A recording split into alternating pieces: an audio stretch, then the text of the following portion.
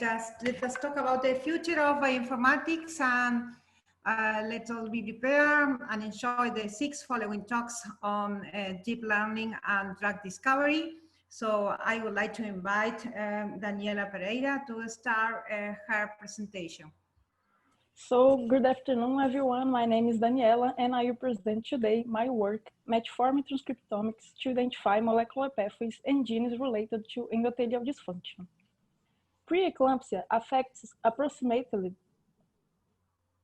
2 to 80% of pregnancies worldwide, and it's the major case of maternal and perinatal morbidity and mortality. The diagnosis is based on systolic blood pressure higher than 1800 millimeters of mercury, and that's diastolic blood pressure higher than 90 millimeters of mercury, plus proteinuria and other symptoms. And is also associated with premature birth and increased risk of development of cardiovascular disease for women who have had preeclampsia. The endothelial dysfunction is a central role for preeclampsia. This disease can be divided into 2 processes. The first one is the abnormal placentation and ischemia, which can be caused by genetic factors, immunological factors, oxidative stress. And this first step, abnormal placentation and ischemia, will lead to the second step, the release of mediators into the mother's bloodstream, like S-FLT1, soluble endoglin, and other mediators. This release will lead to the endothelial dysfunction, and endothelial dysfunction is the most important cause of hypertension, proteinuria, and other symptoms. In this context, metformin is the first line oral therapy for type 2 diabetes, and is also approved for the user in another disease, such as pediatric obesity, polycystic ovary syndrome, gestational diabetes, and cancer. Metformin was shown to reduce endothelial dysfunction. A study from 2016 with human umbilical vein endothelial cells incubated with metformin shows that metformin was able to reduce S-FLT1, soluble endoglin, endothelial dysfunction, and also induces angiogenesis. But the mechanisms underlying these effects and the molecular pathways are still unknown. So in this study, we used published available RNA-seq data to search for potential mechanisms and pathways that may be related to metformin effects on reducing this endothelial dysfunction. This is a study for 2016 using primary human hepatocytes incubated with metformin and vehicle control. So, in this case, our main hypothesis is that metformin modulates the expression of genes related to preeclampsia pathophysiology. We used in this study RNA-seq data from SRA and CPA. The evaluation of quality was made with FastQC, the quantification with Selman, the differentiation expression analysis with the SEC2. We also made functional gene set enrichment analysis with GSEA using rectomy pathways, and we have made this analysis to find out if differently expressed genes are related to some biological pathway or molecular function.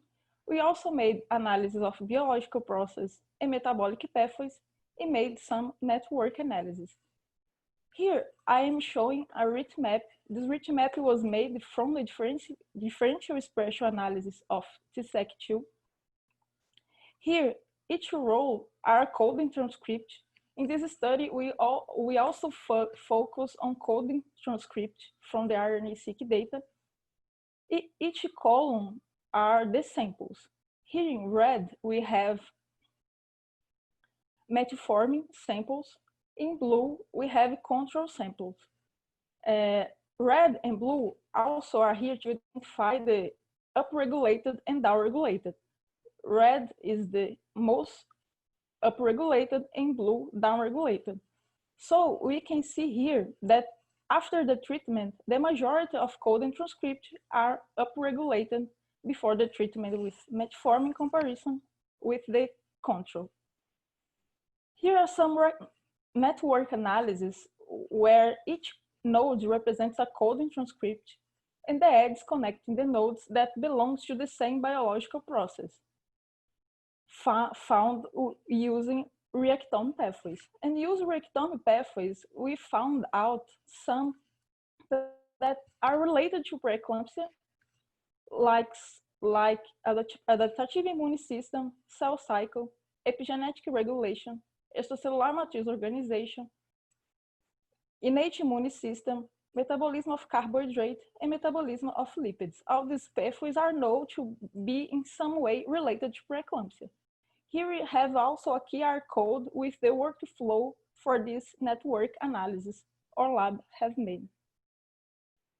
So we choose for some genes that are known to related to preeclampsia because we need to study in how way preeclampsia is related to endothelial metformin is related to endothelial dysfunction.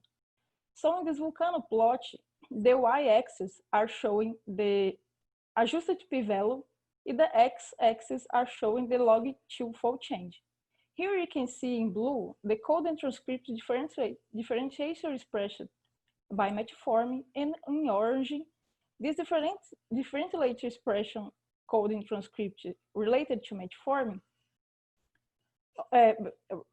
regulated by metformin, related with the pathophysiology of preeclampsia. And you can see here that all these code and transcript are upregulated after the treatment. So among these transcripts, we have 3 transcriptome factors: ATFT, KLF6, and MYC. The first one regulated the production of pro-inflammatory cytokines and antiangiogenic factors and is decreased in preeclampsia. The second one plays a role in the cell differentiation, angiogenesis, and is important to placental development and is also decreasing preeclampsia. And the third one plays a role in cell proliferation, migration, and invasion. All these processes are important for the pathophysiology of preeclampsia. We also have superoxide dismutase and calmodulin 1. Each gene participates in the pathways linked to oxidative stress and nitric oxide, and both are decreased in preeclampsia. Nitric oxide is a vasodilator very important to the pathophysiology of preeclampsia. Superoxide dismutase is important to make superoxide into hydrogen peroxide, and is responsible to reduce the reactive oxygen species into mitochondria. Calmodulin 1 is a cofactor of the endothelial nitric oxide synthesis that make nitric oxide. We also have another genes like the PPR58, which is related to cell regulation. The T8BS1 have already been linked to cancer pathways and play a role in the extracellular matrix interaction and also in placenta development. The H2ACH is a gene important to stone H2A, which is extremely important to maintenance of DNA and regulation of gene expression. But we also have genes like the GDF15, which is stress-induced cytokine. It appears to be able to inhibit nitric oxide production. This vasodilator is very important to preeclampsia. CXCL2, the gene of IL-8, CXCL8, the gene of IL-8, a pro-inflammatory cytokine, endothelium and NF-κB1A participates in the process linked to inflammation in placental development and preeclampsia. But also, endothelium is a vasoconstrictor. It's responsible to vasoconstrictor and is also responsible to inhibit the endothelial nitric oxide synthesis, which is the main responsible for the production of nitric oxide.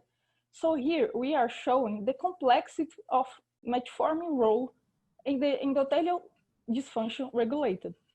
It can be upregulated genes linked to process which can be dangerous for this disease. So our findings suggests that metformin may have a role in the regulation of molecular pathways and genes known to be related to the pathophysiology of preeclampsia and may help to guide further studies in differential cell types. As our perspectives, we want to make global analysis of this transcriptome, search for new genes related to preeclampsia pathophysiology, and also made a comparison with RNA-seq of patients with preeclampsia. Thank you.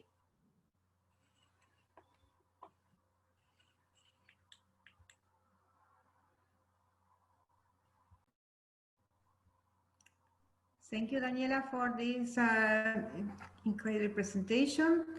I really enjoyed the topic. Please, if participants have any questions. Okay. I would like to know what do you think about the opportunities to reuse or reposition this drug for the treatment of preeclampsia, taking into account that you would need to perform comparisons with human transcriptomes. Yeah, we have a lot of papers today showing the potential of metformin to treat another disease. Metformin is the first line for type 2 diabetes, but it's important today. We have papers saying that it's important to some type of cancers. There are studies of metformin for some type of cancers. In preeclampsia, we don't have a specific treatment. We have some drugs used today, but the patients some patients are non-responsive to this kind of medicine. So it's very important to us to study another types of medicine that can be helping these patients that are non-responsive to the medicines we have today. Okay, thank you for your response. Maybe, I don't know if we can go ahead. Let me check if I have more questions here. No, so maybe we can go with the following presentation. Thank you. Thank you. And the following presentation. Okay, let's go on. Okay, hi everyone, I'm Brenda Cabrera-Mendoza, and I will present you the project Candidate Pharmacological Treatments for Substance Use Disorder and Suicide Identified by Gene Co-Expression Network-Based Drug Repositioning. We have no conflicts of interest related to this project.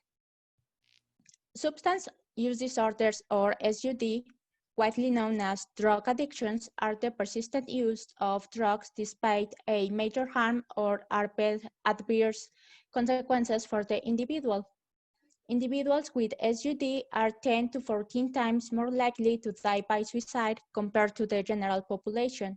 Therefore, to prevent suicide in this high suicide risk group, we need to look for adequate treatment options for patients with SUD and suicidal behavior.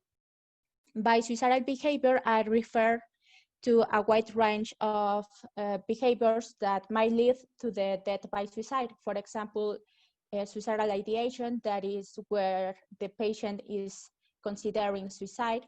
Suicide attempt, when they really try to commit suicide, and the death by suicide, that is the final consequence of this behavior.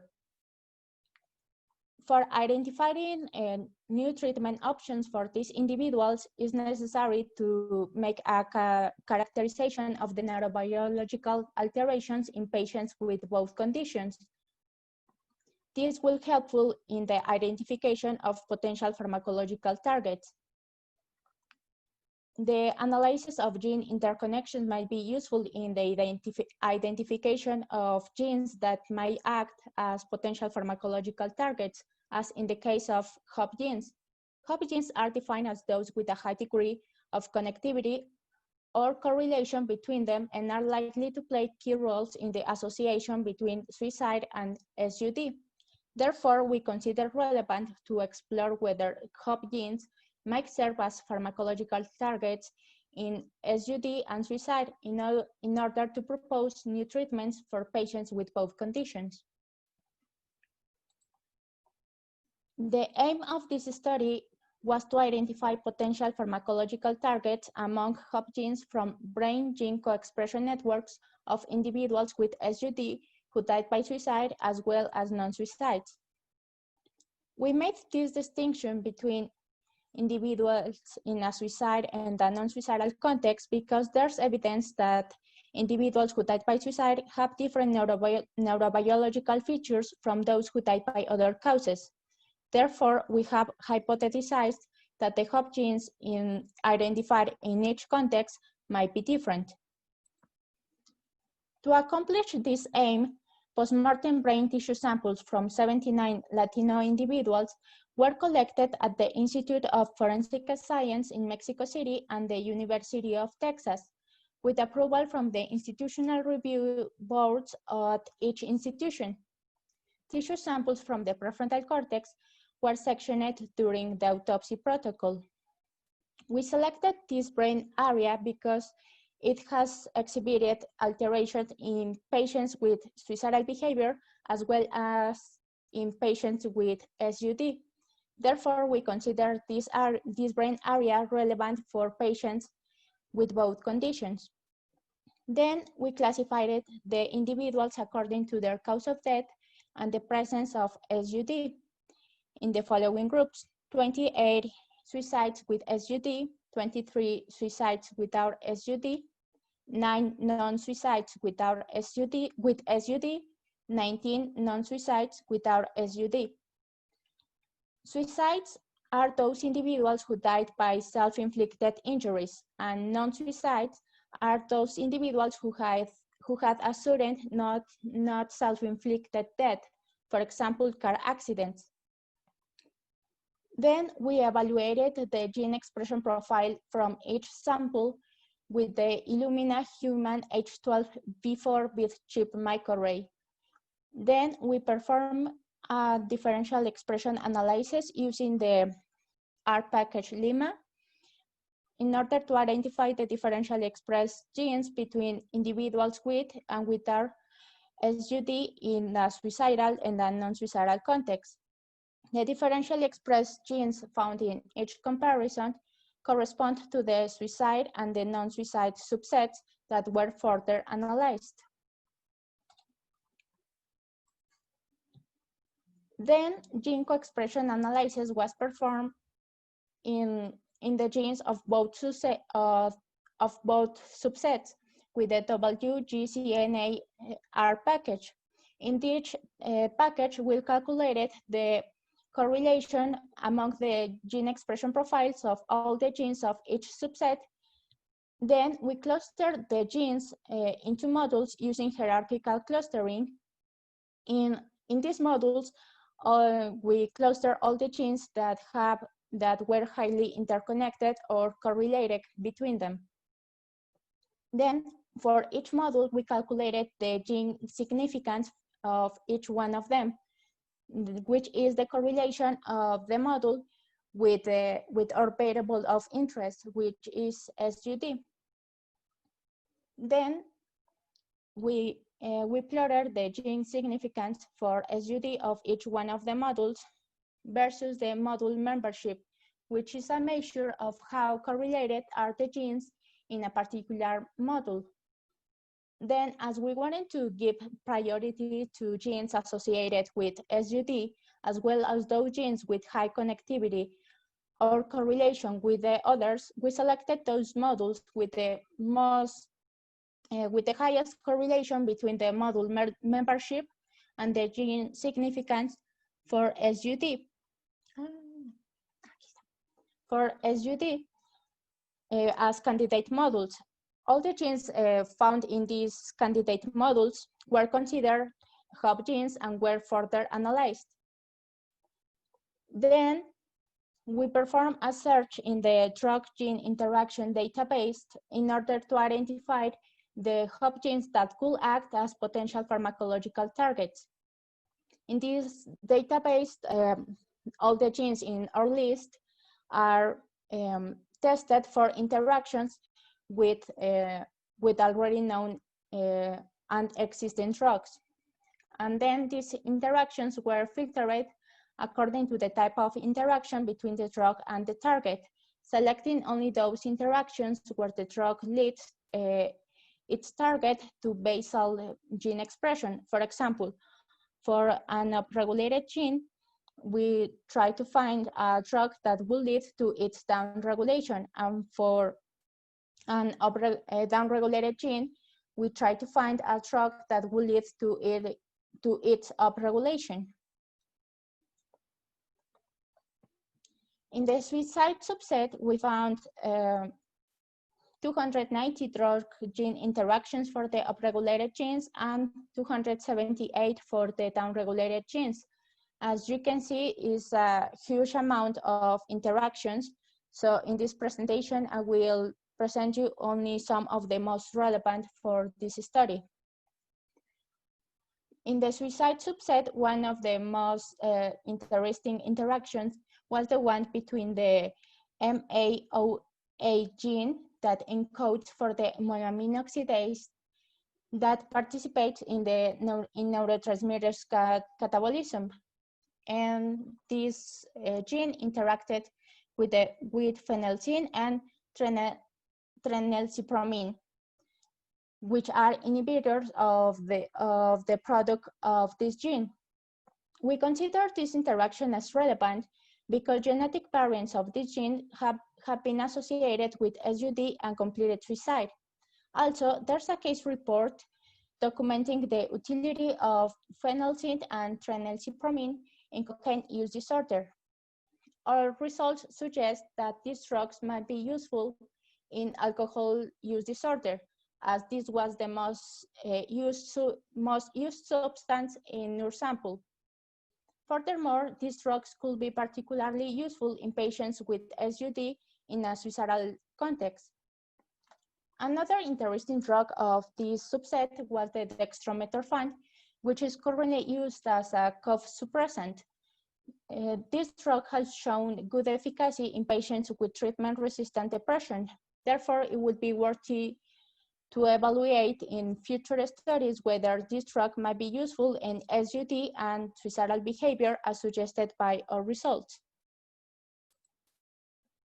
In the non-suicide subset, we found 109 drug gene interactions for the upregulated genes and 156 interactions for the downregulated genes.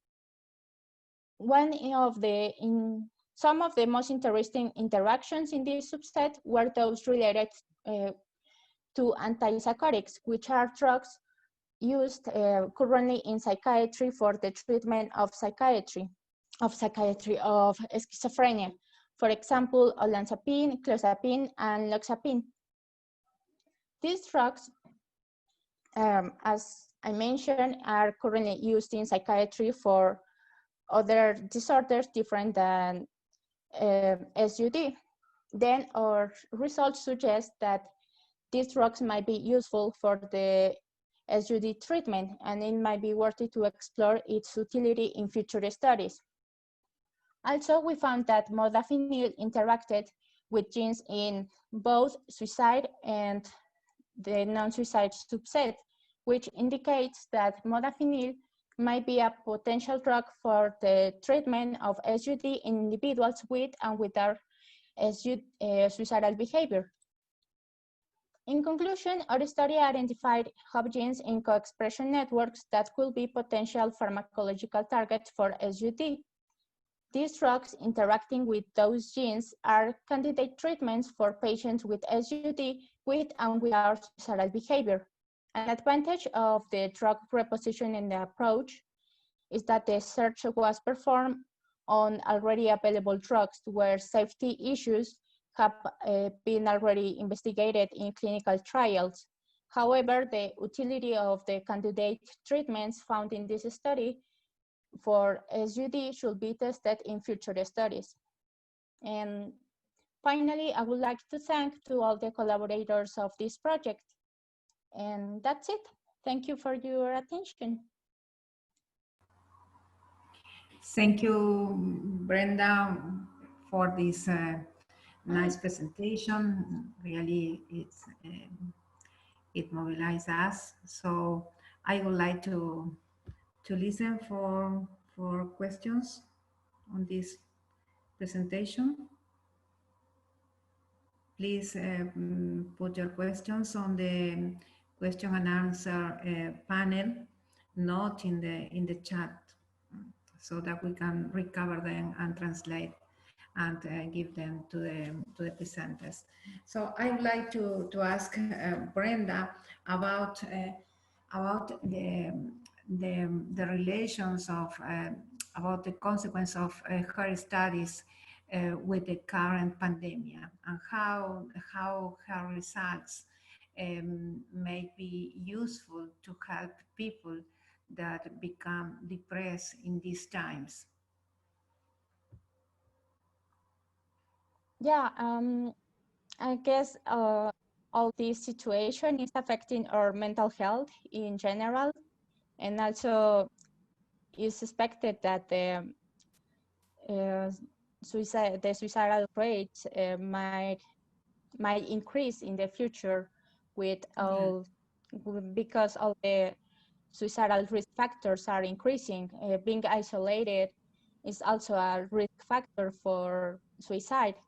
So what we should do is like to have to identify these risk factors and to give priority to the patients on all the persons that might be in high suicidal risk, like to identify these patients and to give them professional help on time.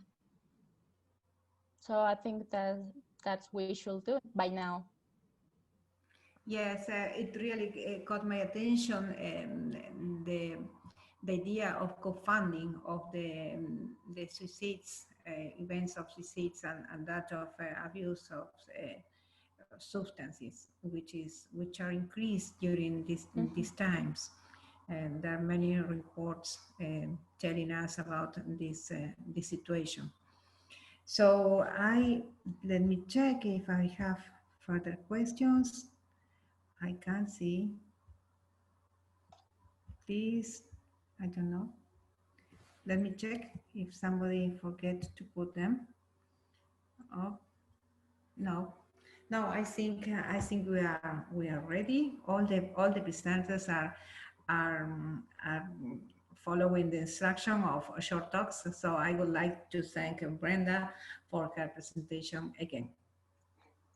So I would like to invite Valentina Cobo for her presentation. Hi. Hi, Valentina. Can you share your screen with us? Yes, wait a minute.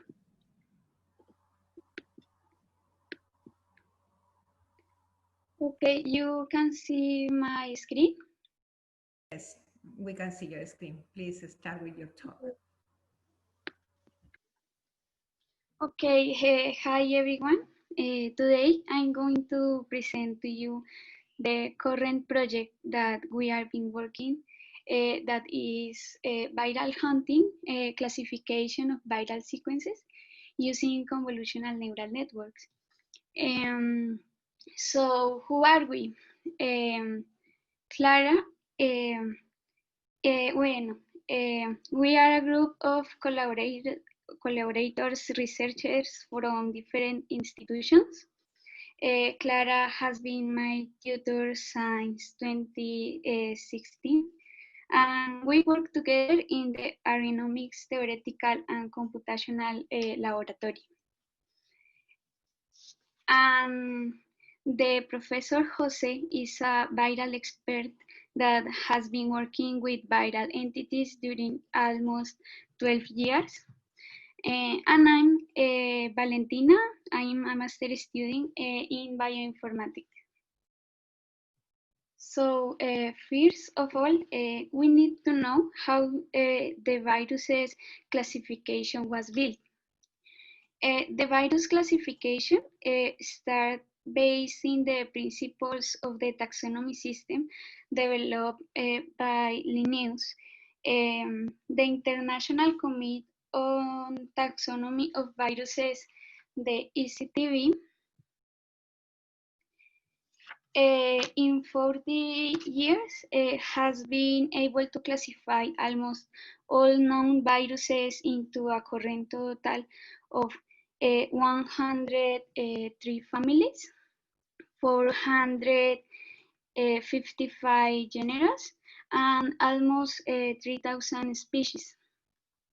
The orders and families classification are based in similarities like this, and the genera is defined by the homologous genes. However, the virus classification is a challenging dilemma for us. The complex evolutionary history of viruses' genome are shuffled by recombination and reassortment, and its taxonomic lineage evolve at different rates. In terms of this diversity, viruses have a high divergence in sequence morphology and host range that represent a challenge for the recovery of evolutionary histories. Some of these genomes can have intraspecific divergence greater than 40%. Additionally to this, the order classification is the most high level that virus classification can be reconstructed with the current information that we have. Uneven is usually that the viruses cannot be classified above the level of family. For these reasons, the viral taxonomy cannot be seen as a phylogeny tree with the Linnaeus perspective. These associations represent in the virus trees are relations in a short period of time.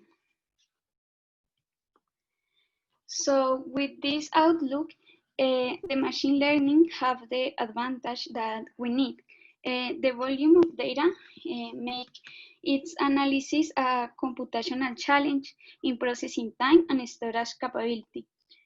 With the machine learning methods, we are capable of processing a huge amount of data and find patterns that infer associations between them. And with the convolutional neural networks approach, we are able to extract high-level abstractions features from the sequences. With the different CNN layers, different types of features are extracted. For example, in the image recognition, the type of features are more easily to see, like recognitions of lines, curves, specific shapes. In the genome sequences, these features are more abstract to us to see.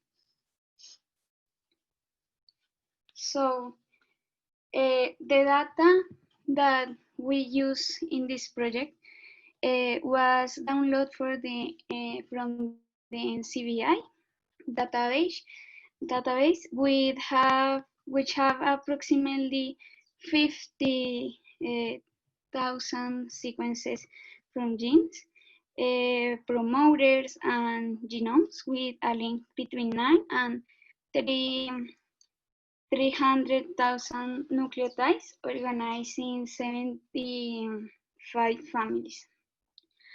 So in this graph, we can see the length of the sequences and the average length of the 7,500 nucleotides in the red line. And for this database, raw database, we filtering for the sequence length greater and equal to 120 nucleotides with an alphabet of A, C, G, T. And the families was filtering which a set greater than 200 samples for each family. And we find that the 90% of the data was in 16 families. So the final data that we have was 2,200 sequences.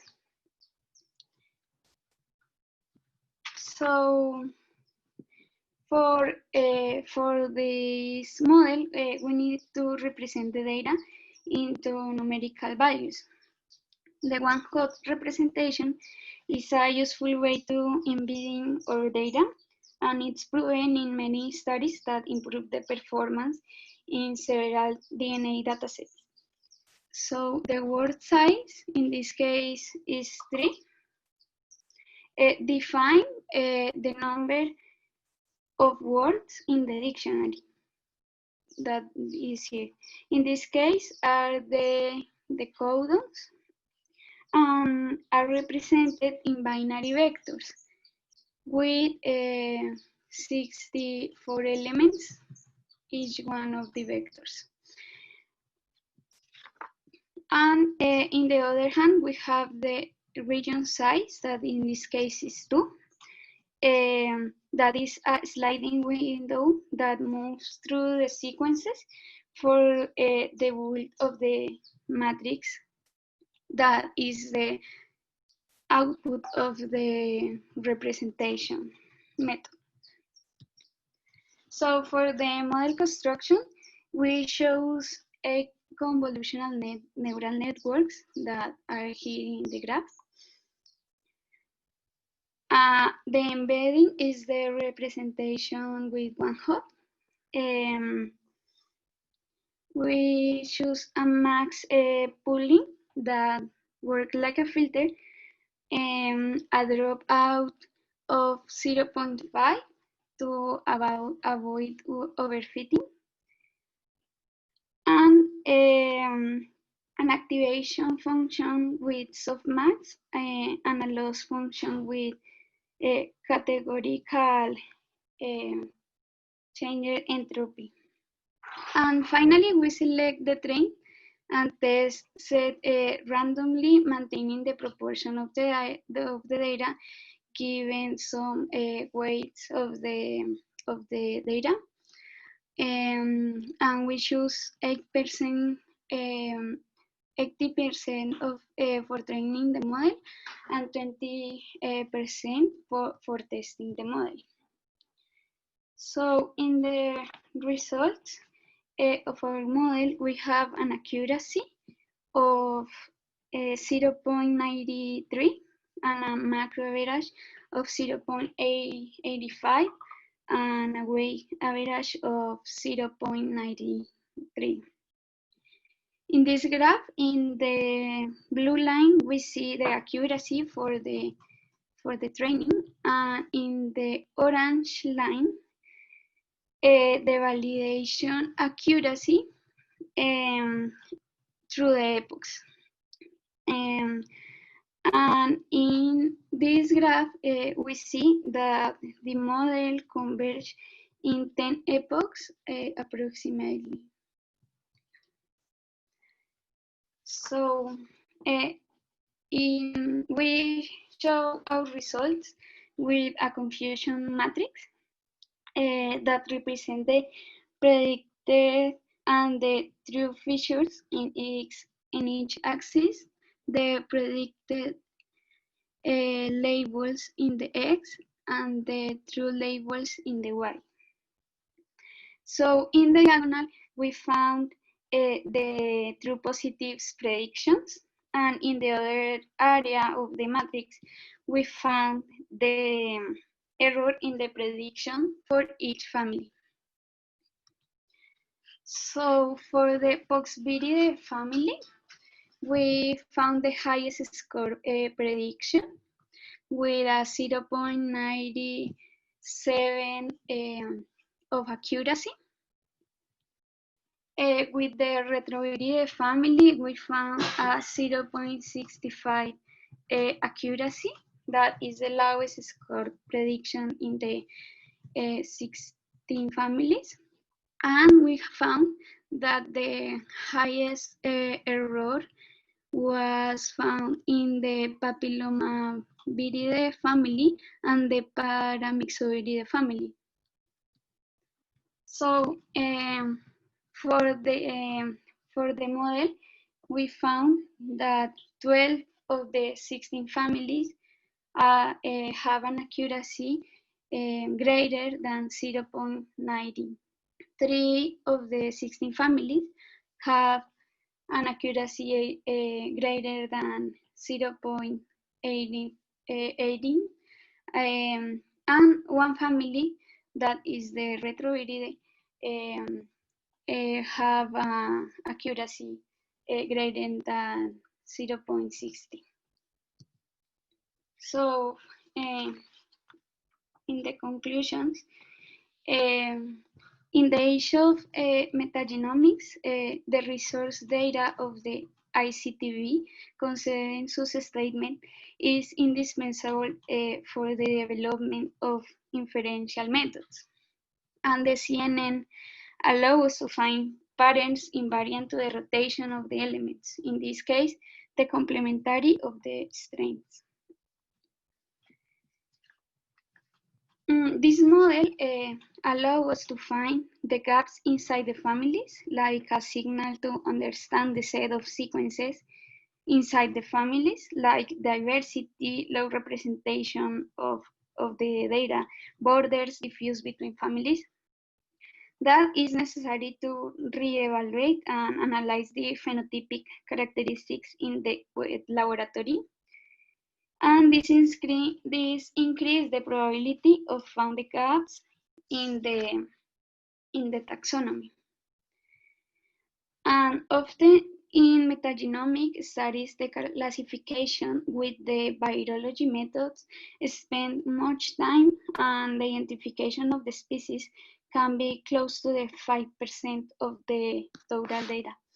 These methods are very useful for a high volume of data.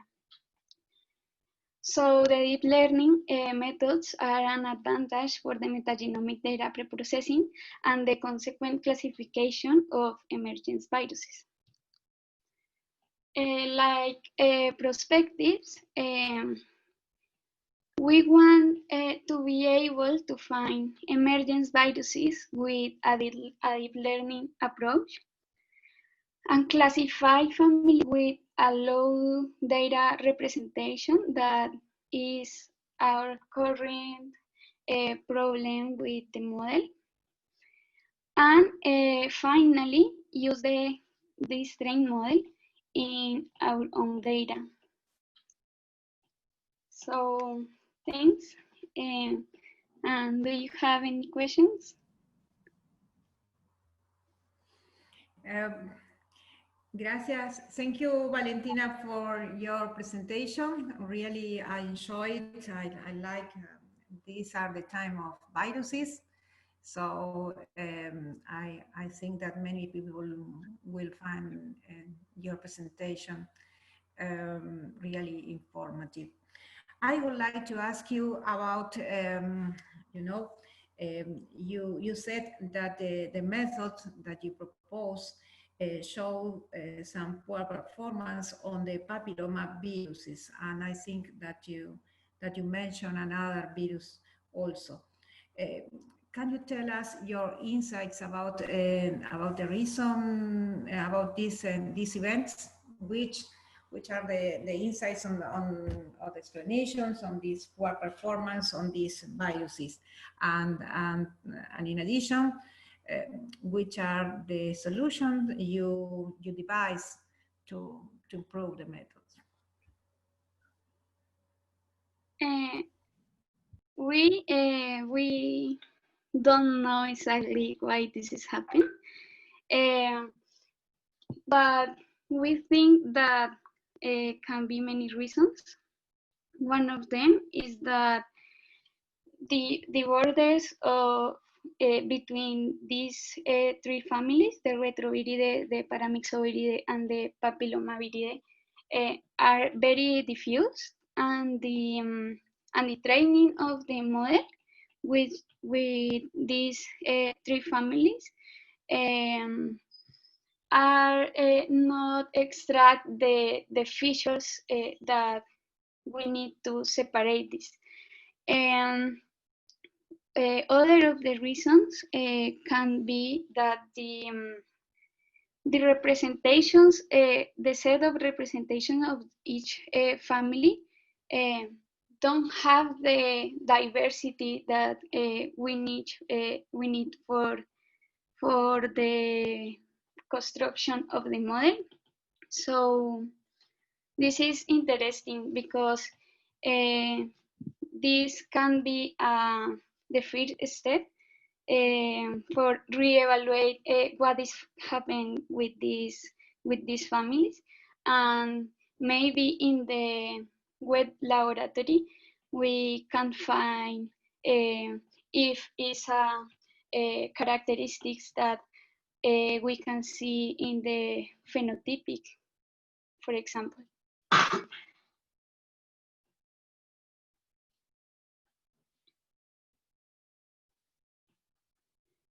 You understand me? Okay. I was mute. I have three more questions from the participants. The first question is Laura Vanessa Solarte ask you about the possibility that the recombination and genetic reorder of some families would affect the classification performance, and she is asking whether this model, your model, would be valid in the case of recombination or genetic reorder. Yes, the convolutional neural networks work very well with these phenomena in the viruses. In fact, if we have a family that has a diverse, divergence or a high rearrangement, the model is capable to find that pattern and classify the sequences with a high accuracy. Okay, thank you. We need a high representative of these sequences for each family to find these patterns in the divergence. Okay, so I have another question. Esther Desiree Gutierrez asks you if what about overfitting in your classification model? The convolutional neural networks have a high probability to overfitting. So for this, we choose a dropout of 0.5 that avoid the overfitting. So in each epoch, the A convolutional neural networks, the 0.5 of this is turned off, randomly. So this allows us to avoid the overfitting through the epochs. Yes. Okay, thank you. I have the last question. Adonai Alan de Oliveira Veras ask you about the in the data preparation process. Why did you choose 3 nucleotides for performing the mapping?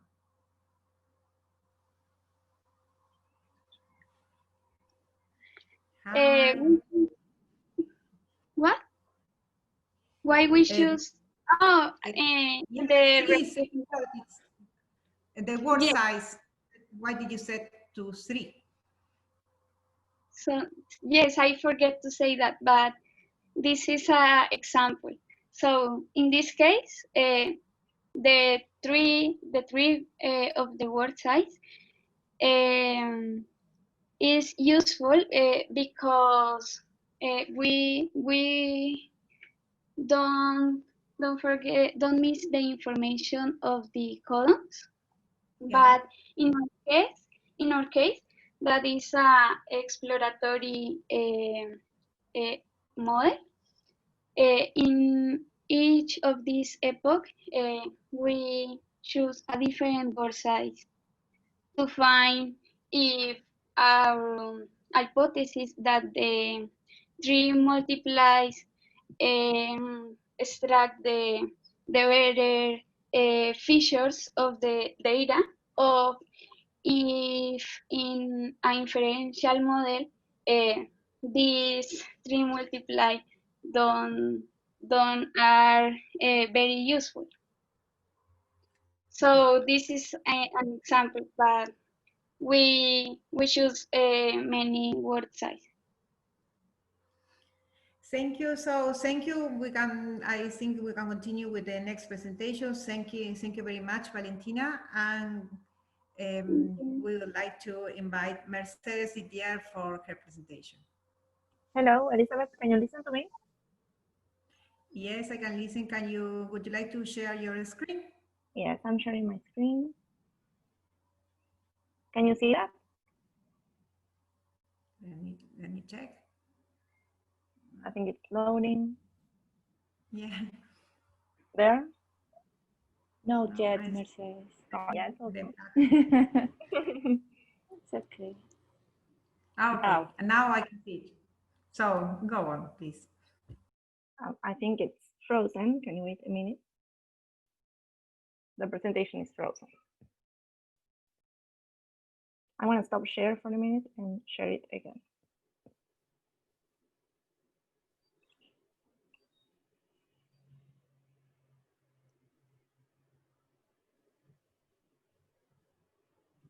Now is that better?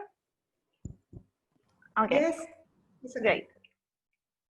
So first of all, I would like to thank and to say how thankful I am to have the opportunity to give this talk in this event.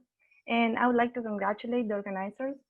And I think that this type of events and conferences are very important in science. So I hope this is the first of many events like this. And so now, yes, I would like to tell you about my work, our work. And I wanted to tell you about the computational repositioning of bioactive compounds by the identification of conserved druggable modules between yeast and trypanosomes. This is the work that we are doing at the Trypanosomics lab at the Institute of Biotechnological Research at the University of San Martin in Buenos Aires, Argentina. And in our lab, we study human pathogens, mainly Trypanosoma cruzi. This is the protozoan parasite that causes Celldeath disease. Margot, in the talk before me, already told you a little bit about this disease, but I would like to explain a few things that are important for the work that we are doing. Well, first, this disease is endemic in Latin America and is one of the neglected diseases because it affects population with low resources. It can be transmitted through a vector, as you can see here, or vertically. And once the patient gets contagious, it enters the acute phase of the disease. This phase lasts approximately 2 months, And after that, the patient enters the chronic phase. Today, there are 2 drugs to treat this disease. You can see them here at the left side of the slide. They are called Metformin and desniazole. These drugs were discovered in the 1970s, and they are effective to cure the disease if they are administered during the acute phase. But they are not effective to cure the disease if they are administered during the chronic phase. And they also have multiple side effects. So you might wonder, why are we still using the same drugs? I mean, in the last 50 years, we've had countless of technological developments, such as cell phones, GPS, internet. Why aren't new drugs available? And well, the answer to that question is actually rather easy. Drug development is a very long and expensive process, and in diseases that are neglected, such as China's, there isn't much money available to do research. So it's important to find new drugs, but we need to do it in a cheaper and shorter way than average drug development. So what we are doing is a computational repositioning. That is a technique that costs less money and it takes less time than the average drug development. And it consists in using drugs that are already FDA approved, that are being used to treat a specific disease. And by this repositioning, we can find new uses for these drugs. So in the case of our work, what we are doing is we obtain information from several published works, from chemogenomic data, and these chemogenomics assays were performed on yeast, specifically on Saccharomyces cerevisiae. And in these assays, the authors reported a set of interactions between protein targets and compounds. The protein target here is represented as an orange circle, and the compound as a green circle. So in our work, what we do is we look for these protein targets, and we want to see to which orthology group it belongs. And later, we want to see which protein target from trypanosomal cruci also belongs to the same orthology group. So if we have a protein target from trypanosomal cruci that belongs to the same group as this protein target from Saccharomyces cerevisiae, then we can say that the compound that interacted with this protein target will possibly also interact with this other protein target. And what are these chemogenomic assays? Well, they are a library of mutants from Saccharomyces cerevisiae that are tested against compounds. These mutants could have 2 profiles, as you can see here at the left side of the slide. They could be a hip profile in which the one gene was mutated on one of the chromosomes of the yeast, or it could be a hop profile in which one gene would be mutated on both of the chromosomes of the yeast. And on the right, you can see a scheme of how these assays were performed. This is an example of one of the works we used. Each author did some modification to the protocol, but most of them consisted in this library of mutants that were put to growth in the presence of a compound. They would be incubated, and then they would analyze their growth. And they would compare the growth of each mutant against a wild type. So if there was a difference in the growth, then they could say that there was an interaction between the gene that was mutated and the compound. We used, as I said before, several published works. You can see here some of the authors. We used all hip assays. And as you can see here, some authors had a little more mutants and less compounds, and some others had more compounds, and less mutants. But the important thing from this table is to show you that all of them reported the results as a set of interactions between targets or compounds, or genes and compounds. Below, you can see the references of the works we used. So this is where our work began. No? We started from all of these interactions, and we did a data mining, and First, we needed to standardize all of these data because each author had written it in a different way. This process took us some time. It was, we put a lot of effort into doing this. First, we wrote a script for each one of the published works because to standardize that data and to map it. And for some of the data that could not be mapped, we had to do a manual standardization. But once we finished this work, we had a long list of interactions from all of these works and all written in the same language. So here at the left side of the slide, you can see all these interactions that we obtained from the chemogenomic assays. And we designed a pipeline to analyze all of these genes and all of these compounds. What we wanted to do is to select those genes and those compounds that had the characteristics we were looking for. For the genes, we selected those that were essential. We did an orthology mapping, and we did a prioritization using our database Didier targets.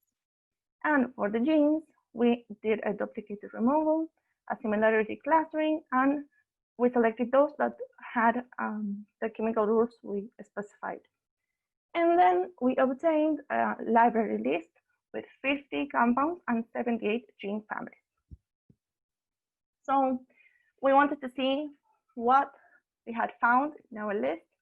So we did some analysis, and first we wanted to see how many clusters of compounds interacted with each orthology group. And you can see the results in this figure. You can see that from 50 to 80 clusters of drugs interacted with each orthology group. After that, we wanted to see with how many targets each one of our compounds interacted. And we saw that most of our compounds interacted with 1 or 2 targets. The rest of them interacted with 3, 4, 5, 6, or 7 targets. But we selected those compounds that interacted with only 1 or 2 targets to continue our research. So we wanted to see of these compounds that we had found, we wanted to see if they were active or not. To do that, we had to look up each one of the compounds in the databases to see if there was any information about anything published about them being tested against trypanosomes. And we found that 100 of them were not tested and around 50 or 60 of them were tested. So we wanted to see of those that were tested, how many of them were active. And we found out that most, around half of them were tested and active against trypanosomes. So this is very interesting because of the library that we obtained. After our analysis, we found out that some of them had been tested, and of those that were tested, we obtained a 50% of activity, which is a very good number for a strategy like this. And then we have this list that were not tested that gives us the opportunity to test them in our lab. So to have a better visualization of the results, we created a set of subgraphs. Here you can see in the center, the orthology group, the name of the orthology group below. And around it, you can see some dots. The green dots are the compounds that were not tested. And the red dots are those compounds that were tested. And so you can see here the orthology groups we obtained in our research and how many compounds we could test against each orthology group. So to conclude, first of all, I would like to speak about the pipeline we designed. Well, we designed it to analyze this chemogenomic data from yeast to trypanosomes, to trypanosomal groups specifically, but it could be used to analyze any type of chemogenomic data. Also, it's important to tell you about this activity analysis that we made. And it shows us that the possibility to find a compound with trypanosome activity using this approach is very high. And that also we obtained this list of compounds that were not tested, and that gives us the possibility to test them ourselves. So the next step in our research is to acquire the compounds of the library and test them in vitro against trypanosoma cruzi. Further assays are required not only to validate the strategy, but also to find promising candidates for lead compound development and to find new drugs to treat Child's disease. So thank you for your attention, and I'll be happy to answer questions.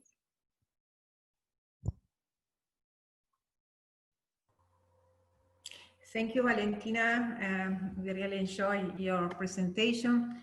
Let me check if we have further questions around here. Oops. It says, I would like to ask you about that list of compounds that you selected for further research. That is, those that were not tested. What are your expectations that any of these compounds can be at someday be a new opportunity for this disease of low developing countries? Well, I hope that we can find some promising compounds. We were on the process of acquiring them on February or January, and then we had this pandemic and we had to put that on hold. So we're waiting for this to end so we can start doing that. Okay, thank you. I really like this work because you made a great effort, and I imagine you learn a lot during this process. For sure, you can reuse these exercises for any other studies involving the discovery of new drugs. So let me check again. Okay, so thanks again, Mercedes, for your presentation, and let us continue with Nelba Perez. I don't know if Nelba is there. Hi. Sorry, I think Margot has a question. Yeah, you can make it loud, Margot, if you want. I think she's muted. Yes, Yeah. Margot, your microphone is muted. Very, very interesting presentation, Valentina. I want to know what kind of biological assays are you doing, or are you considering? Because there is a difficulty that I posed before in my talk that could be very different, the results, if you consider the entire cell, the different steps of the trypanosoma. I'm sorry, I didn't answer. What biological what? I'm sorry. What kind of biological, parasitological model are you considering? Yes. We, for instance, when we looked for the activity, we used trypanosoma cruzi, but also trypanosoma brucei and leishmania. For some of the instances of our analysis, we extended the use not only in trypanosoma cruzi, but also in another related species. But it's true what you say, that biologically or genetic component of trypanosoma cruzi is very different, especially from against yeast. That is what we are doing here. But we don't have this type of information from chemogenomic assays against trypanosoma cruzi. So it is what we have, and we are doing the best analysis that we can with the information that we have. It would be great if we would have the chemogenomic assays done specifically against trypanosoma cruzi, but there isn't any type of research on that because of the problem you addressed. Yeah. So it could be interesting to share information, because even if in the trypanosoma cruzi, in the different models, could be different the results. So for epimastigote strains that are from lab, are lab models, are not infected models, could be different because when the parasite is in the infective form, could be a metabolism slightly different. So the answer could be, it's not linear. Yes, that's right. To have more complex models, and it's not linear, the response in the biological assay. So we could share, if you want, in the future, some information, because we are very interested into see if there is some ordered information, either for other kind of trypanosomes. Could be leishmania, could be brucei, could be other kind of trypanosomes. Yes, that would be great. Yes. Okay, thank you very much. Thank you very much. Thank you, Mercedes, and thank you, Margot, for your interest in this presentation. I would like to invite Nelba Perez. Hi. Hi, could you share your screen? Yes. Are you seeing? Yes, I'm seeing. So let's start with your presentation.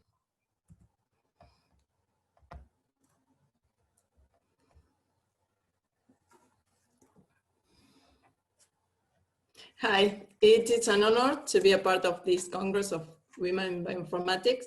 And thanks to the organization committee for the opportunity to share our work, detection of cell death in transmitted light microscopy images by visual deep learning analysis. We aim to develop a simple tool for easy, fast, accurate classification of cell death in culture using simple transmitted light microscopy images. We believe that this tool can be used in any scientific lab running cell death experiments.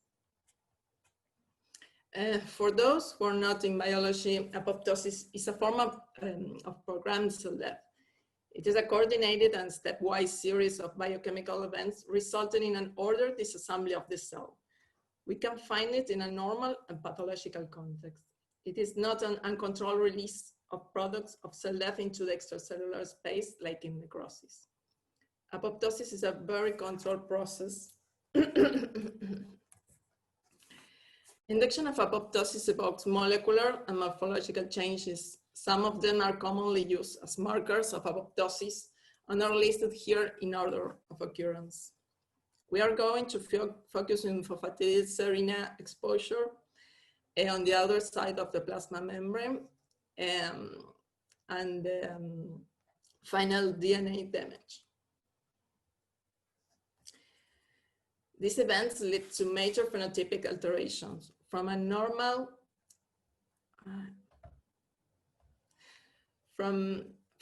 cell that begins to shrink and condensate its chromatin to membrane blebbing, nuclear fragmentation that conclude with the formation of apoptotic bodies, which are cleared by other cells. This is closer to what we can see on a microscopy image. Our data was images that were taken hourly from an EBOS microscope after induction of cell death with camptothecin or CPT, a topoisomerase 1 inhibitor. CPT is investigated for the treatment of cancer and is already known to be an inducer of apoptosis. We define a cell death model in 4 cancer cells and 3 pluripotent stem cells. In each of the 7 cell lines, we capture transmitted light microscopy images hourly from vehicle and CPT treated cells. Between 30 and 50 images were taken randomly across each of 4 wells, trying to avoid any places with few cells. Size of the images was originally 960 by 1,280 pixels, but we sliced them in 4, obtaining a total of 58,596 micrograms. This is an example of what the tool sees.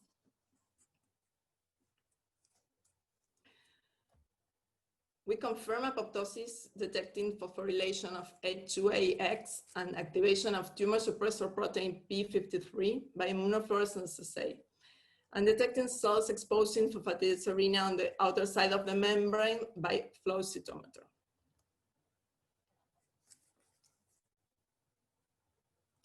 Here we have a representative image of an immunofluorescence assay of a breast cancer cell line. We find similar results for all cell lines.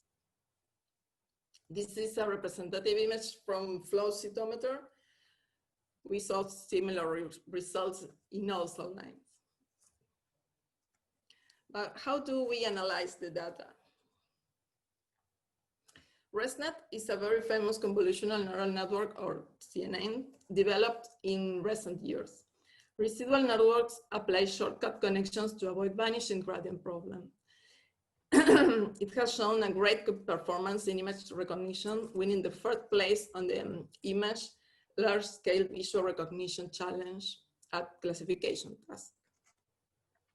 ResNet 50 is a released version of ResNet, which has 50 layers. Here is the detailed structure of ResNet 50. We choose it because it renders excellent results.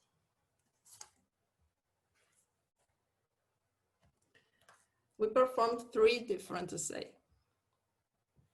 First, we group all images and labeled treated cells as CPT, CPT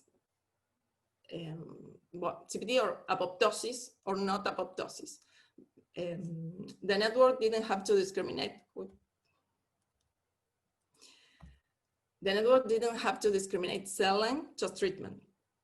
The goal in this scenario was to train a model where, irrespective of cell basal morphology, CNN was able to identify exclusively cell death.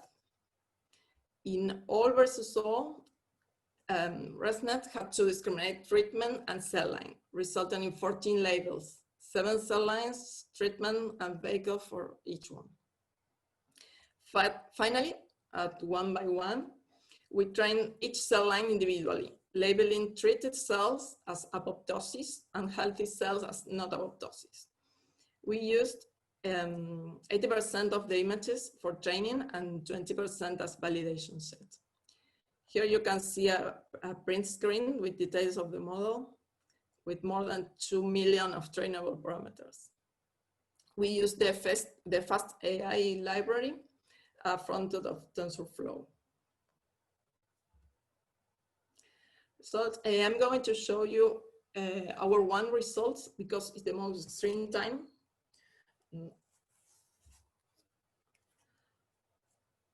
Our results were excellent. Here we can see accuracy for each assay, near 99%. As a reminder, accuracy is in a binary classification is the proportion of correct predictions, true positives and true negatives among the total number of cases. We can see too the exact number of images using for training and validation and training time per epoch.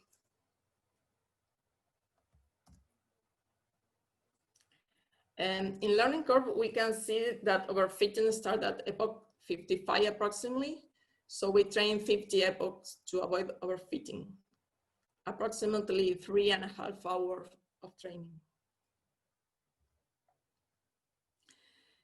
In the apoptosis versus not apoptosis assay, confusion matrix shows true positives and true negatives on the diagonal.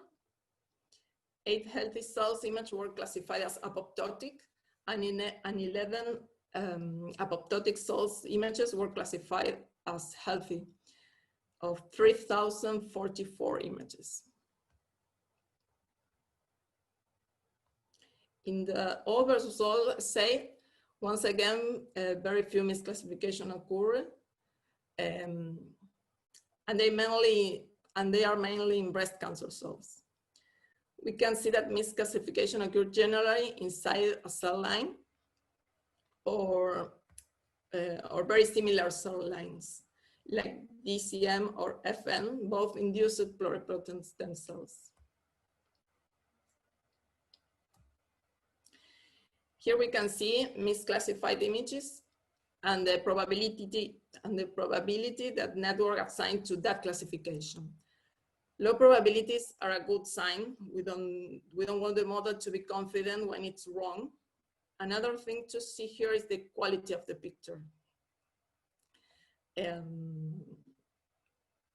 It will not be unusual that the convolutional neural network misclassify an image with very few or no cells. Nobody can classify something they don't see. And to put us in context, how good is to achieve 99% of accuracy? Here are some images for you to see if you can differentiate between a cell culture in apoptosis and another that will thrive.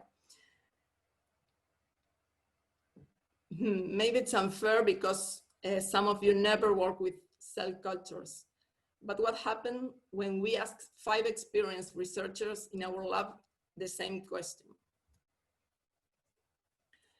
We challenged 5 experienced researchers who had never seen the images before to correctly classify a randomly picked set of 50 1 hour after exposure images of apoptosis or not apoptosis. And we call this pre-training. After the initial trial and without revealing performance, we trained the researchers by showing them 500 labeled images. And then asked them to classify a new set of 50 images. This is the post-training results. Selection of images was performed regardless cell line. Classification performance by investigators before and after training was completely random. As we can see, there are about 50% correct answers.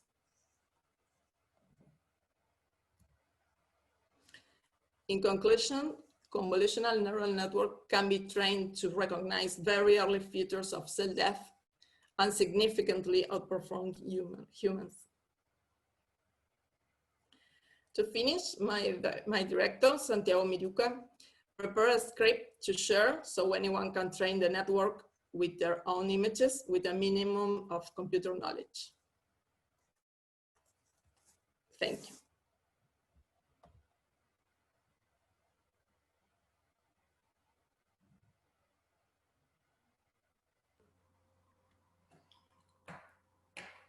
Thank you. Thank you for this wonderful presentation. Let me check if I have any question here. It seems that not. Meanwhile, I would like to ask you about the medical applications that would benefit from these systems. This is my first question. I think maybe in drug discovery or cancer studies, it's going to be easier, faster, cheaper than perform the normal lab assay. Okay, and which are the technical limitations that you may think that you observe compared to standard methods?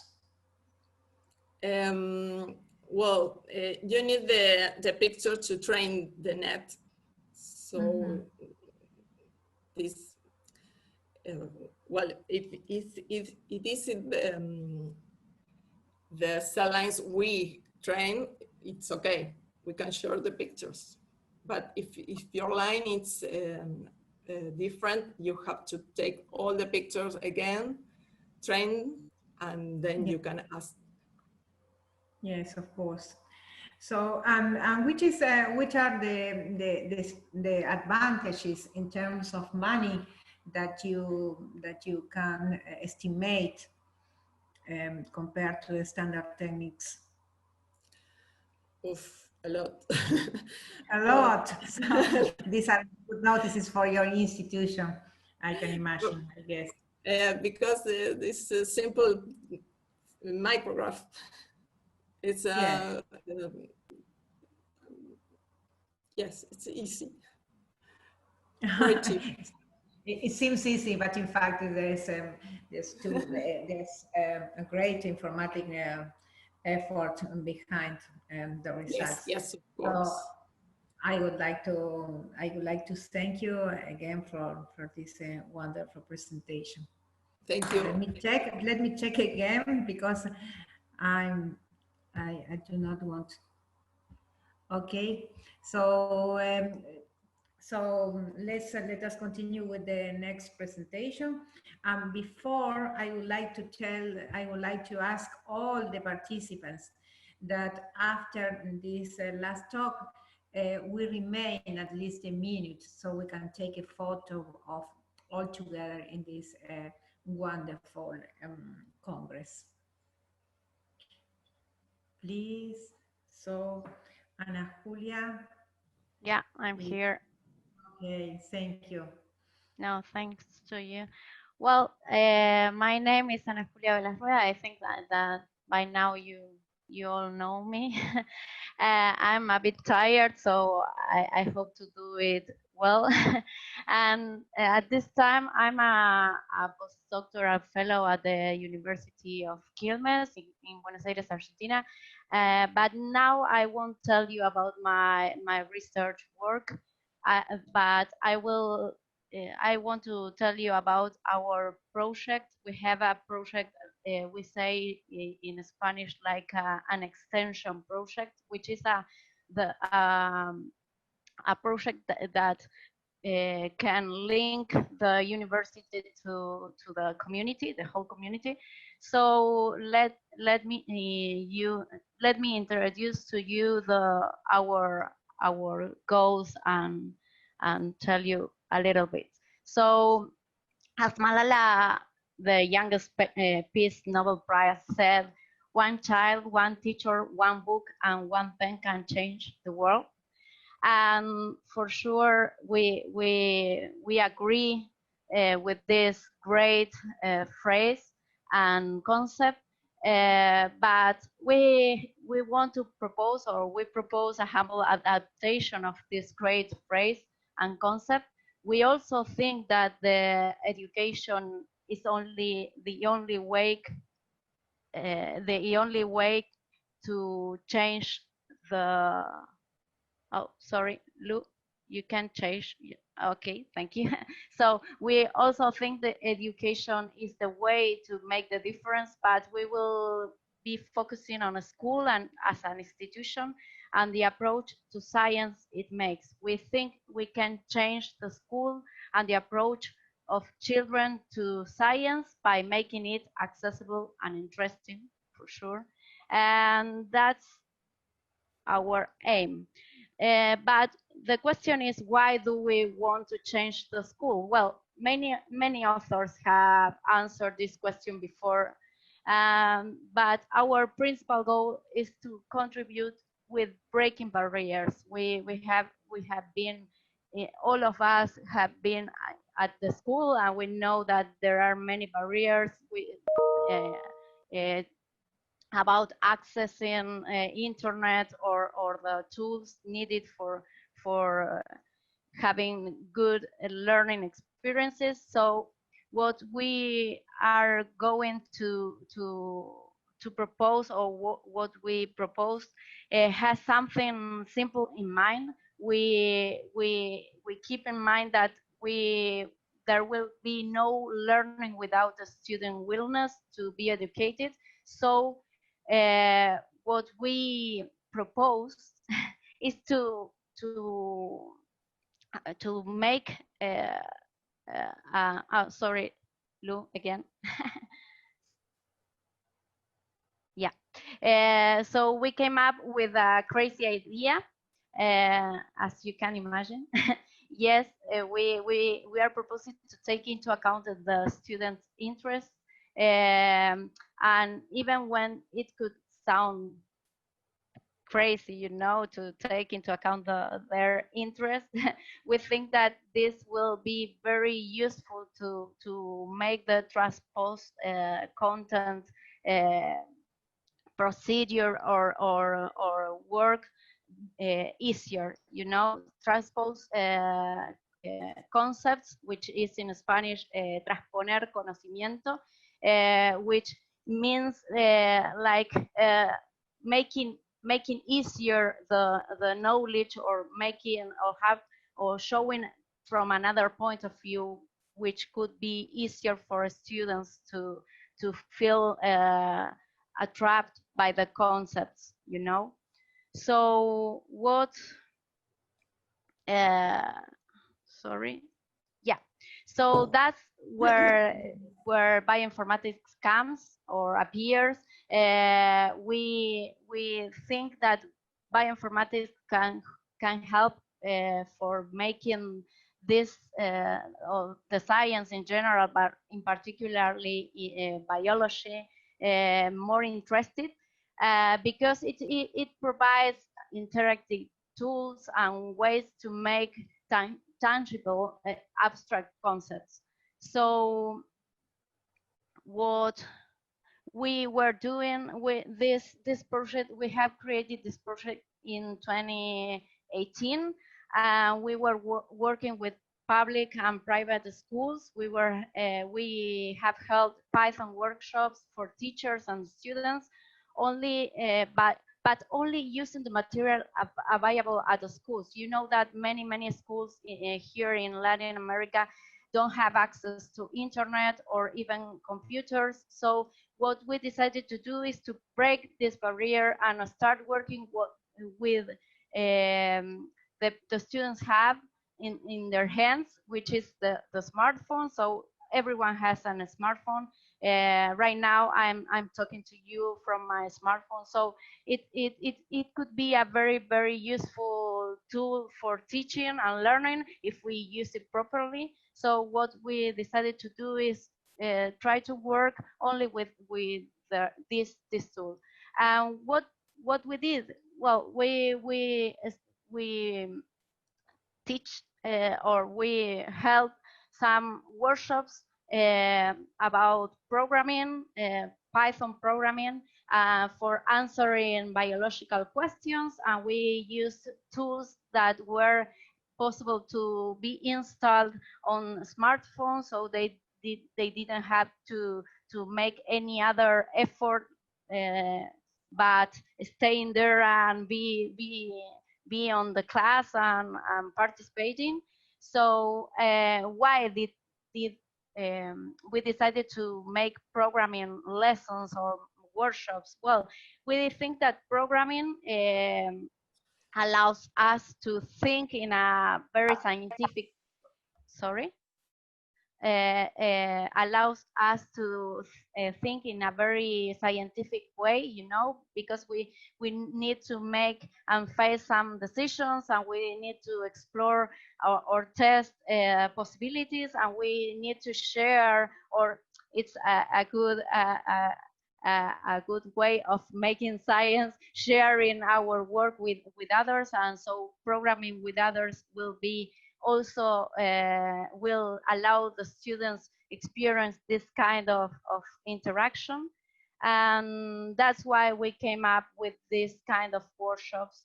And what we did after the workshops was to organize a contest for all the schools involved in our project. All the students were able to participate and apply acquired knowledge to solve concrete biological problems.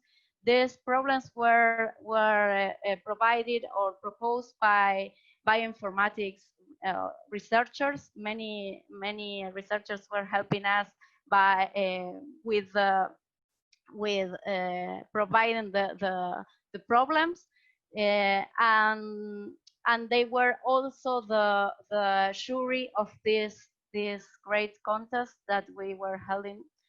And as we know that no change could be possible without taking into account teachers, we started organizing since last year workshops with teachers, with the collaboration of the Python Argentina community, Mumuki, which is a company which allows us to share with the students.